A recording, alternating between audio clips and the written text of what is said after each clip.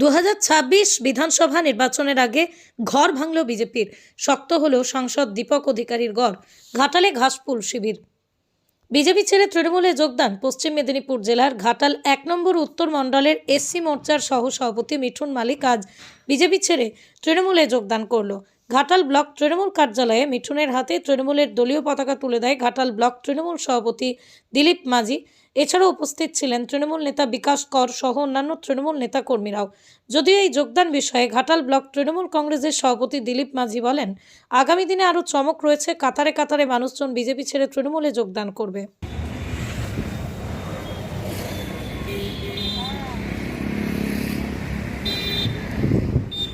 वंदे मातरम वंदे मातरम वंदे मातरम वंदे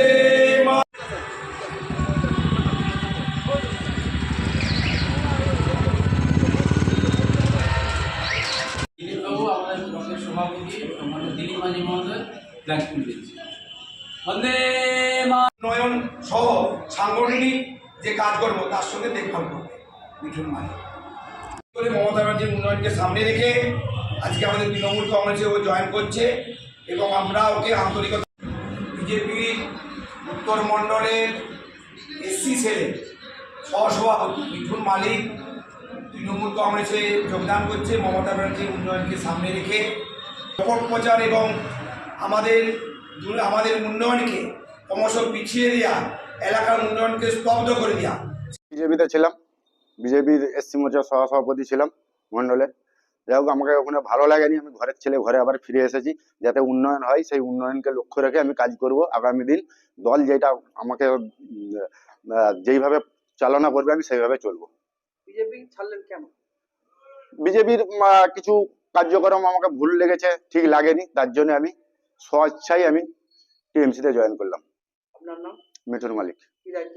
আমি এসসি মোর্চার সহসভাপতি ছিলাম মণ্ডলে, ঘাটাল উত্তর মণ্ডল। বিজেপির উত্তর মণ্ডলের এসসি সেলের সভাপতি মিঠুন মালিক বিজেপি থেকে আজকে তৃণমূল কংগ্রেসে জয়েন করছে। এই মুহূর্তে জয়েন করলো। মমতা ব্যানার্জির উন্নয়নকে সামনে রেখে বিজেপির ব্যাপক কুৎসার অপপ্রচারের বিরুদ্ধে ও আজকে আমাদের তৃণমূল কংগ্রেসে জয়েন করলো। এরকম একটি অনুষ্ঠানে আমাদের মধ্যে বিকাশ কর, আমাদের পঞ্চায়েত সমিতির সহকারী সভাপতি, আমাদের দলের সাধারণ সম্পাদক হাবিবুর রহমান রাজা ভাই, আমাদের তাপস ঘটক, আমাদের শ্রমিক সংগঠনের সভাপতি কিঙ্কর পণ্ডিত আছে, আমাদের ব্লকের আমাদের অঞ্চলের নেতৃত্ব, আমাদের ভেলো আছে ওই অঞ্চলের যুব সভাপতি সহ আমাদের মানস ঘোষ আছে। আমাদের এর আগেও আমাদের জয়েন করেছে, ও আবারও কাজ করছে আমাদের সঙ্গে। সবাইকে নিয়ে একটা পরিবার, তৃণমূল কংগ্রেস পরিবার। আমাদের তৃণমূল কংগ্রেসের পরিবার। আমরা মানুষের শান্তি চাই, মানুষকে সঙ্গে নিয়ে কাজ করতে চাই। বিজেপি যেভাবে অপপ্রচার করছে এবং বিজেপি শীতল কপার যেভাবে নানাভাবে বক্তব্য রাখছে এবং কুৎসামূলক বক্তব্য রাখছে এবং প্ররোচনামূলক বক্তব্য রাখছে এবং মেরে ফেলার হুমকি দেওয়ার যে বক্তব্য রাখছে, এর আমরা তীব্র নিন্দা করি। মানুষ বুঝতে পেরে গেছে বিজেপির আসন্ন এবং শীতল কপাট একবারেই পড়ে যাবে কয়েকদিনের মধ্যেই। আপনারা জানেন সে আজকে পাগলের মতন হয়ে বিভিন্নভাবে বিভিন্ন জায়গায় কুৎসা অপপ্রচার করছে, নাম ধরে বাইট দিচ্ছে, বক্তব্য রাখছে। এগুলো তৃণমূল কংগ্রেসের কালচার নয়, এটা বিজেপির কালচার। তো দেখতে থাকুন, তৈরি থাকুন। আগামী দিনে আরো অনেক চমক অপেক্ষা করছে।